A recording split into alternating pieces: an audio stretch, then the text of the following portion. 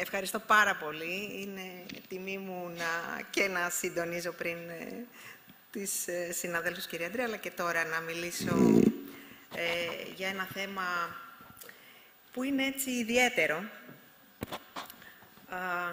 Κάποια στιγμή πριν 10 χρόνια μου είπα να κάνω μια ομιλία ως γονέας. Ξεκίνησα να φτιάχνω 40 διαφάνειες. Είχα πάρα πολλά να πω. Περνώντας τα χρόνια, είδα ότι ούκεν το πολλό το λίγα και καλά. Μέσα σε 15 διαφάνειες τώρα θα καλύψω, πιστεύω, αρκετά από αυτά που μας προβληματίζουν. Γονεϊκότητα και αυτισμός. Επέλεξα αυτό το θέμα γιατί αυτό είναι στην ουσία το νόημα. Πώς θα σταθώ στο ύψος των περιστάσεων, πώς ως γονέας θα μπορέσω να υποστηρίξω τον εαυτό μου, το παιδί μου και την οικογένειά μου γενικότερα. Ξεκινάω με ένα ρητορικό ερώτημα. Τι είναι ο αυτισμός τελικά? Τι είναι για μένα, όχι τι είναι επιστημονικά. Αυτό το έχουμε καλύψει.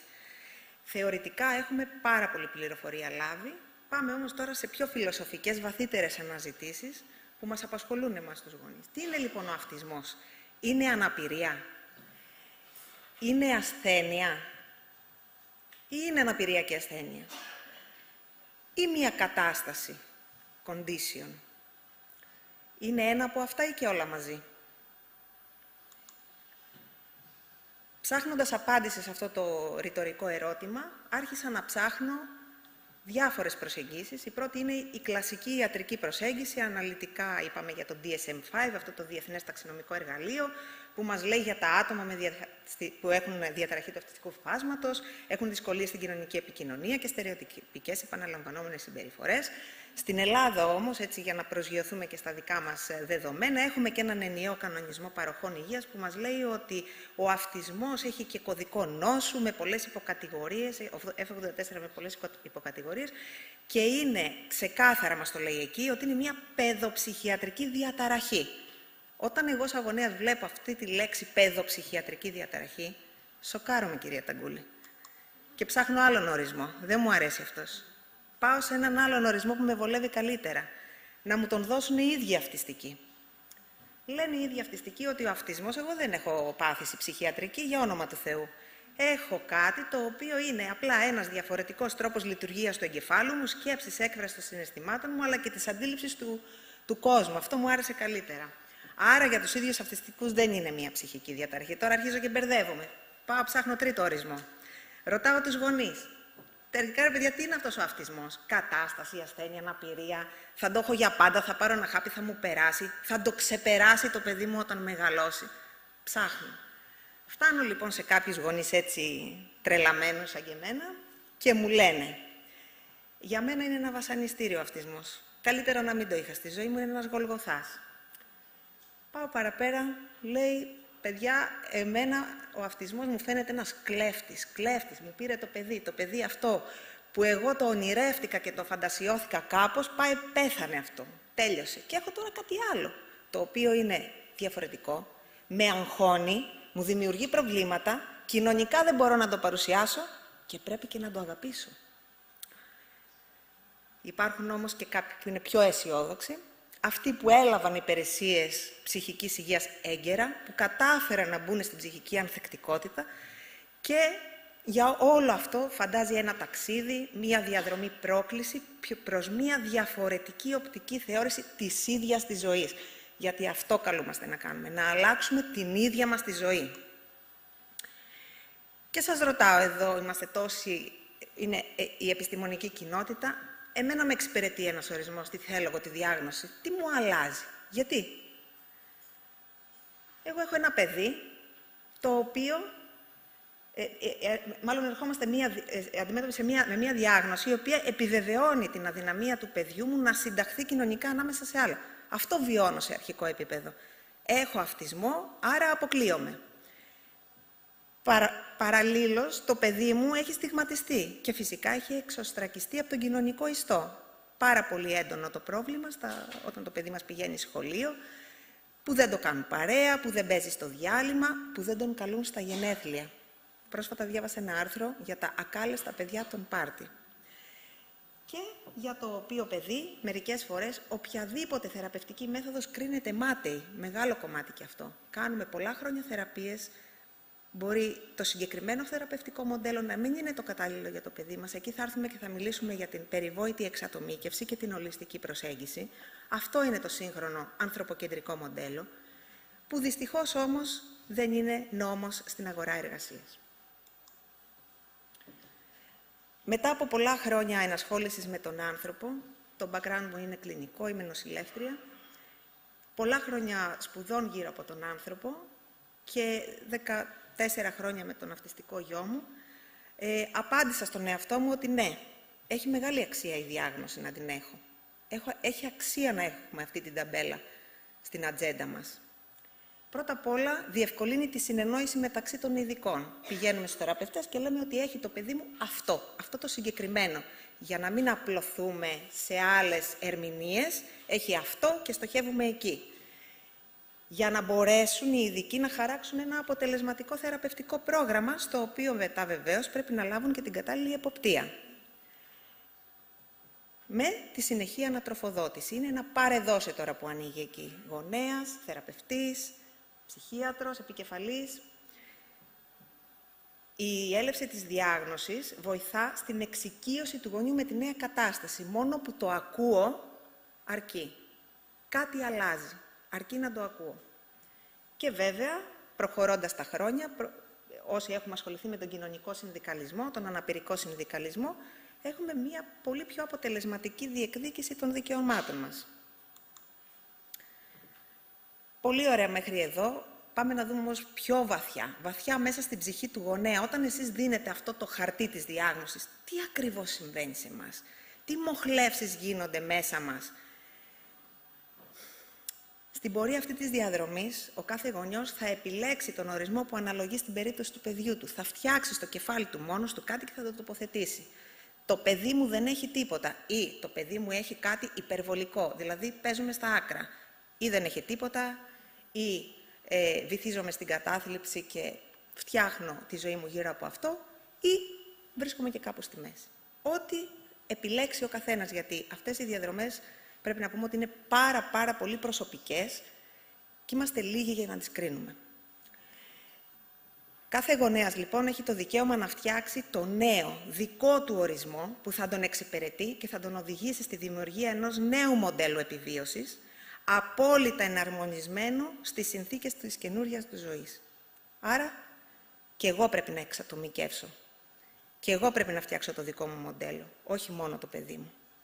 Προσπαθώ με αυτόν τον τρόπο να σας κάνω να καταλάβετε ότι ό,τι εργαλεία χρησιμοποιείτε στη θεραπευτική προσέγγιση, ακριβώς τα ίδια πρέπει να κάνω και εγώ σε ψυχικό επίπεδο. Και έτσι λοιπόν φτάνουμε σε ένα σημείο που λέμε ότι ναι, έχω μια νέα κατάσταση και ένας νέος δρόμος ανοίγεται, όπου στο δρόμο αυτό σπουδάζω υπομονή. Αυτό πρέπει να κάνω. Καθημερινές οι ασκήσεις ετοιμότητας και υπομονής.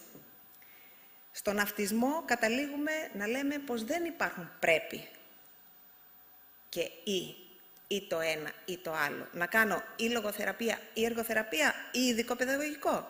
Όχι, θα κάνω και εργοθεραπεία και λογοθεραπεία μόνο στην ατομική συμβουλευτική. Θυμάμαι είναι το ή, στο νεόπι που λέει ή ατομική η ψυχοθεραπεία ή ομαδική. Αντιλαμβανόμαστε σιγά σιγά εμείς οι γονείς ότι ο αυτισμός δεν είναι τίποτα παραπάνω από μια διαταραχή στο αυτονόητο.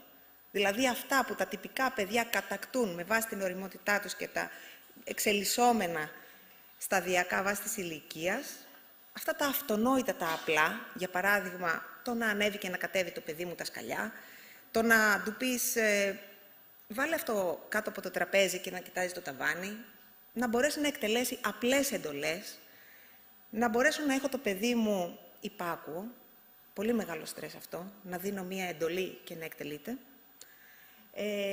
Αυτά λοιπόν εμείς τα εκλαμβάνουμε ως διαταραχή στο αυτονόητο. Και βέβαια, μεγάλο κομμάτι, το να μπορέσουμε να αποτινάξουμε όλες τις κοινωνικές συμβάσεις που δυστυχώς είναι μέρος της ζωής μας, μέρος του ελληνικού τρόπου ανατροφής. Παράδειγμα, εγώ έπρεπε τα Χριστούγεννα να πάω στην εκκλησία με το παιδί μου και να το κοινωνήσω. Δεν το έκανα ποτέ. γιατί ο γιος μου είχε αισθητηριακά, με το θυμιατό εκεί γκλιν τρελαινότανε και επίσης ποτέ δεν συμπαθήσαμε τα χριστουγεννιάτικα δέντρα, γιατί όλο αυτό το πολύ αισθητηριακό με τις μπαλίτσες πολύ μας τρέλαινε. Λοιπόν, συνεχίζουμε στο δρόμο αυτό. Τι άλλο έχουμε να αντιμετωπίσουμε? Πρέπει να αντιληφθούμε ότι η φύση της δυσκολίας του παιδιού με αυτισμό σημαίνει πως οι άνθρωποι που έρχονται σε επαφή μαζί του πρέπει να αλλάξουν το φυσικό τρόπο συνδιαλλαγής τους. Έχουμε μάθει να επικοινωνούμε με τους ανθρώπους γύρω μας είτε λεκτικά, είτε εξολεκτικά, με νοήματα, είτε με το σώμα μας. Πολλές φορές αυτά δεν είναι πράγματα που διευκολύνουν στον αυτισμό. Πρέπει να βρούμε άλλους κώδικες επικοινωνίας με το παιδί. Αυτό έρχεται μετά από εκμάθηση κάποιων κανόνων, με πολλή υπομονή, με πολλή αγάπη και επιστρατεύοντας όλη μας την ευφυΐα. Όλες μας τις δυνάμεις θα τις επιστρατεύσουμε για τη δημιουργία ενός νέου μοντέλου γονεϊκότητας. Συνεργατικό και όχι εξουσιαστικό, όπου τα όρια θα μπαίνουν μαζί με το παιδί. Εμείς στην ελληνική οικογένεια έχουμε μάθει πράγματι να είμαστε πολύ εξουσιαστικοί απέναντι στα παιδιά μας και να έχουμε ένα ρόλο ηγετικό. Σου είπα να κάνεις αυτό, γιατί δεν το έκανες. Κάνε αυτό, κάνε εκείνο, κάνε το. Αλλά όταν λοιπόν το παιδί με το που λες αυτό να το κάνει, απλά σε χτυπάει, σου επιτίθεται, σε δαγκώνει, εκεί καταλαβαίνεις ότι η μάχη είναι άνηση. Και όπως μου είχε πει μια φορά μια γνωστή μου, μην τα βάζεις με τον αυτισμό, θα σε νικήσει. Πολύ σημαντική πληροφορία. Ευτυχώς ήταν μικρός ο γιος μου τότε που το κατάλαβα, αλλά είναι επίσης πολύ σημαντικό το αυτιστικό παιδί να καταλάβει ποιος είναι το αφεντικό. Γιατί? Αυτό δεν έχει να κάνει καθόλου με μια, ας πούμε, στρατιωτική πειθαρχία. Έχει να κάνει με το γεγονός ότι τα παιδιά μας έχουν αρχαίγωνα ένστικτα και μέχρι αυτά τα ένστικτα να εξομαλυνθούν, να γίνουν πιο ανθρώπινα εντός εισαγωγικών, περνάει αρκετός καιρός και εκεί πρέπει λίγο να είμαστε υποψιασμένοι και το παιδί να μην είναι ανεξέλεγκτο. Βασικός οδηγός μας, λοιπόν, η εξατομίκευση και η ολιστική προσέγγιση στο μοντέλο ανατροφής που θα έχουμε για το παιδί μας. Εξατομίκευση τι σημαίνει? Έχω 3 παιδιά και στο κάθε ένα κάνω κάτι διαφορετικό. Και ολιστική προσέγγιση, ότι δεν θα κοιτάξω μόνο το παιδί μου να γράψει στο τετράδιο, να κάνει την τρυποδική λαβή, γιατί αυτό με απασχολεί πριν πάει στο σχολείο. Θα κοιτάξω μέσα στην τάξη, να κάθεται, να παίζει με τους φίλους του, να το καλούν, όπως είπα πριν, στα γενέθλια, όλο το πλαίσιο. Οι συνήθεις δυσκολίες που αντιμετωπίζουμε εμείς οι γονείς έχουν να κάνουν πρώτα απ' όλα με τη σχέση του ζεύγους. Η σειρά που έχω βάλει τα προβλήματα έχουν να κάνουν και με τη σειρά που έρχονται στη ζωή μας μετά τη διάγνωση. Το πρώτο που διαταράσσεται είναι η σχέση του ζεύγους. Μίλησε και η κυρία Ταγκούλη πολύ σωστά πριν ότι μονογονεϊκές είναι οι περισσότερες οικογένειες. Όντως, πολύ μεγάλη πίεση, πολύ μεγάλο στρες, αναμενόμενη η αποχώρηση συνήθως του συζύγου. Είναι πάρα πολύ δύσκολο για έναν άντρα να αντιληφθεί την δυσκολία, μάλλον τη φύση του αυτισμού και τη δυσκολία διαχείρισης, της καθημερινής διαχείρισης. Το επόμενο που πρέπει να έχουμε στο νου μας ότι θα διαταραχθεί είναι τα αδέλφια. Εμείς οι γονείς, με την ανατροφή που έχουμε λάβει, δίνουμε πάρα πολύ μεγάλη έμφαση στο παιδί που έχει πρόβλημα. Το παιδί μας αυτό μονοπολεί το ενδιαφέρον μας και φτάνουμε σε ένα σημείο που, ας μην ακουστεί υπερβολικό, αλλά μπορεί και να παραμελούμε εντός εισαγωγικών τα άλλα μας παιδιά ή να μπαίνουν λίγο σε μια αυτόματη διαδικασία ανατροφής.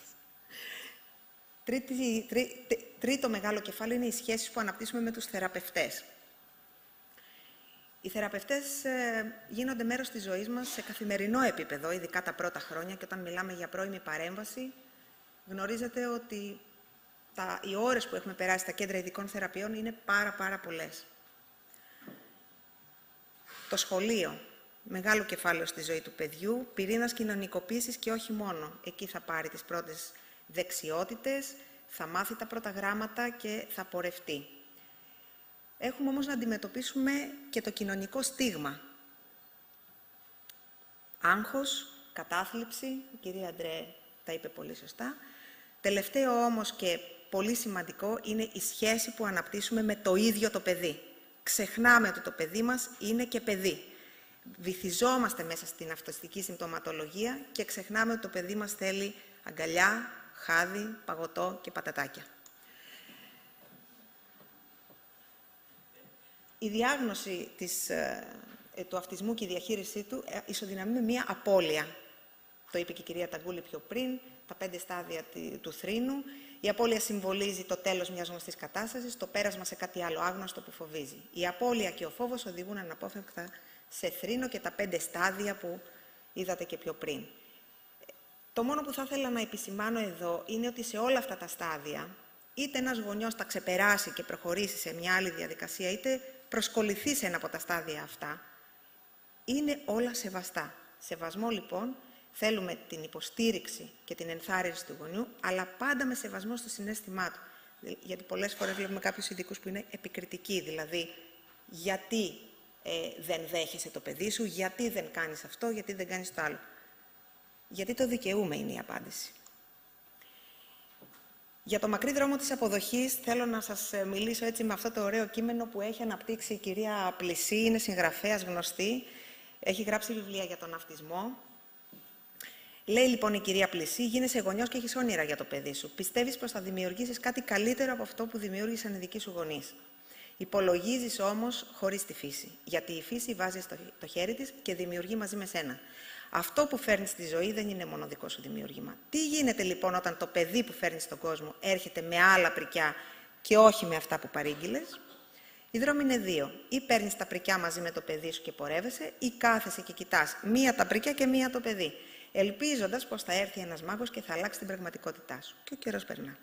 Πολύτιμος χρόνος πατελιέται εξαιτίας της άρνησης του γονιού να αποδεχθεί την ιδιαιτερότητα του παιδιού του και τα αποτελέσματα, λέει η κυρία Πλησή, δεν χρειάζεται να σας τα πω. Και κατέληξα έτσι σε αυτή τη διαφάνεια, μπορεί να ακουστεί λίγο, να φανεί λίγο υπερβατική, αλλά τελικά μάλλον 2 αποδοχές έχουμε να αντιμετωπίσουμε. Πόσες αποδοχές είναι αυτές? Η μία είναι η αποδοχή εύκολη μιας νέας κατάστασης στην καθημερινότητά μας, να λύσουμε τα πρακτικά καθημερινά μας θέματα. Ένα παιδί που πρέπει να το πάω σε 2-3 ειδικούς για να πάρω μια σωστή διάγνωση και στη συνέχεια η ζωή μου να συνεχίζει σε απογευματινά κέντρα ειδικών θεραπείων για αρκετά χρόνια και να λύσω και πάρα πολλά άλλα πρακτικά θέματα, όπως να πάρω την αποζημίωση από τον ΕΟΠΗ, να περάσω και πάνω και να βγάλω ποσοστό αναπηρίας και ούτω καθεξής. Η δεύτερη όμως είναι η πιο μεγάλη, δύσκολη και χρονοβόρα διαδικασία, που είναι η αποδοχή του ίδιου μου του παιδιού μέσα στην ψυχή μου. Πώς θα γίνει αυτό? Θέλουμε την έξωθεν καλή μαρτυρία και την παίρνουμε εύκολα εμείς οι γονείς. Εντός εισαγωγικών ξεγελάμε τον περίγυρο, όμως αυτό δεν σημαίνει ότι έχω αποδεχθεί το παιδί μου. Το αντίθετο. Βλέπουμε πάρα πολλές φορές μια υπερδιέγερση, μας πιάνει μια μανία και κάνουμε πάρα πολλά πράγματα πάνω στο παιδί, από άρνηση όμως, όχι από αποδοχή. Πώς θα το καταφέρουμε να αποδεχθούμε? Ψυχική θωράκιση, μονόδρομος. Η θεραπεία του παιδιού φαίνεται να ξεκινά από τη θεραπεία του γονιού. Όταν ο γονιός είναι θωρακισμένος ψυχικά, έχει πολλές ελπίδες στο παιδί και το ίδιο να θωρακιστεί και να εξελιχθεί στην κοινωνία σε τέτοιο επίπεδο που να γίνει απόλυτα λειτουργικό. Γίνεται η ψυχική θωράκιση είτε μέσω ατομικού είτε ομαδικού προγράμματος. Επιλέγουν κάποιοι γονείς τα ομαδικά. Υπάρχουν και συγκεκριμένα προγράμματα για την ψυχοεκπαίδευση των γονέων, όπως είναι το Early Bird, το Signet και τώρα τελευταία το iPad, που είναι ένα εργαλείο αυτοεκπαίδευσης. Φαίνεται να βοηθούν πάρα πολύ οι σύλλογοι γονέων, όταν μαζευόμαστε και κάνουμε συλλόγους, όταν αναπτύσσουμε δίκτυα. Πρόσφατα με την Ελληνική Εταιρεία Αυτιστικών και το Κέντρο Παιδείου Εφήβου φτιάξαμε το Grow for Autism, είναι ένα δίκτυο όλων των φορέων της κοινωνίας των πολιτών για τον αυτισμό στην Ελλάδα. Έχουν μπει 35 φορείς. Και ο ρόλος μας τελικά ποιος είναι? Μάλλον είναι να κάνουμε το μεταφραστή του παιδιού μας. Αυτά που δεν μπορεί να επικοινωνήσει, που δεν μπορεί να καταλάβει, να του τα ξεκοκαλίζουμε, να τα δίνουμε με έναν τρόπο που αυτός μπορεί να αφομοιώσει και έτσι να διευκολύνουμε την καθημερινότητά του. Και όπως είπα πριν, η βαθιά εμπλοκή μας δεν σημαίνει πάντα ότι θα φέρουμε και τα καλύτερα αποτελέσματα, μάλλον είναι δικοί μας αμυντικοί μηχανισμοί. Χρειάζεται λοιπόν να κρατάμε μία απόσταση ασφαλείας για να μπορούμε να εξασφαλίσουμε τις απαραίτητες εφεδρείες που θα μας κάνουν εμάς τους γονείς να αντέξουμε στο χρόνο. Και γιατί βέβαια όλα αυτά? Γιατί για να μπορέσει κάποιος να δώσει φροντίδα σε κάποιον άλλον, πρέπει καταρχάς να μάθει να δίνει φροντίδα στον ίδιο του τον εαυτό. Κλείνοντας, αντί επιλόγου, για όσους είχαμε την τύχη να λάβουμε υπηρεσίες από το ιατρείο του αυτισμού του Παιδών Αγία Σοφία, έγραψα αυτό το κειμενάκι. Τι καταφέραμε? Καταφέραμε μέσα από τη συνεργασία μας να δημιουργήσουμε ένα νέο μοντέλο θεραπευτικής σχέσης, όπου ο γονιός δεν είναι ο παθητικός δέκτης, αλλά ο δημιουργικός κριτής, ο συνεργάτης και ο συνερευνητής των ειδικών, με σκοπό τη βελτίωση της ποιότητας ζωής όλων μας. Θερμά ευχαριστούμε.